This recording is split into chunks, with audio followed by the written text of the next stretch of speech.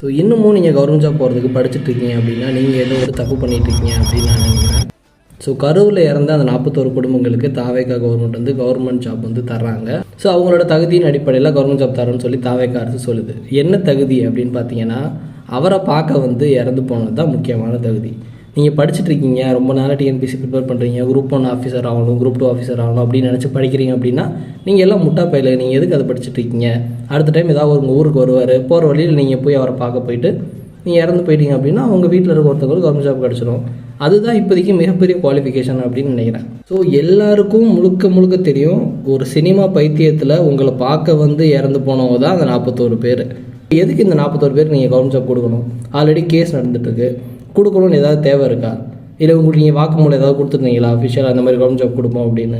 எப்படி கொடுக்க முடியும்? என்ன தகுதி இருக்குது? உங்களை பார்க்க வந்து செத்தது தான் ஒரே தகுதி அப்படின்னா தமிழ்நாட்டில் இத்தனை பேர் டிஎன்பிசி எதுக்கு படிக்கணும்? இவ்வளோ பெரிய டிஎன்பிசின்னு ஒரு நெட்வொர்க் கிரியேட் பண்ணி இவ்வளோ எக்ஸாம்ஸ் வச்சு மக்களை ஏமாற்றிட்டு இருக்கீங்க. என்னை பார்க்க வந்து செத்து போங்க, நான் உங்களுக்கு வந்து கவர்மெண்ட் ஜாப் தரேன் அப்படின்னு சொல்லலாம்ல. ஸோ எல்லா விஷயத்தையுமே நார்மலைஸ் பண்ணிகிட்டே இருப்பானுங்க. இதையுமே இப்போ நார்மலைஸ் பண்ண தான் ட்ரை பண்ணுவாங்க. எக்ஸாம் ப்ரிப்பேர் பண்ணிகிட்டு இருக்க நீங்களும் சேர்ந்தால் ஓட்டு போட்டிருப்பீங்க. ஸோ இதெல்லாம் வந்து உங்களுக்கு இழைக்கக்கூடிய மிகப்பெரிய அநீதி. அதை எதிர்த்து எல்லாரும் கேள்வி கேட்டு தான் ஆகணும்.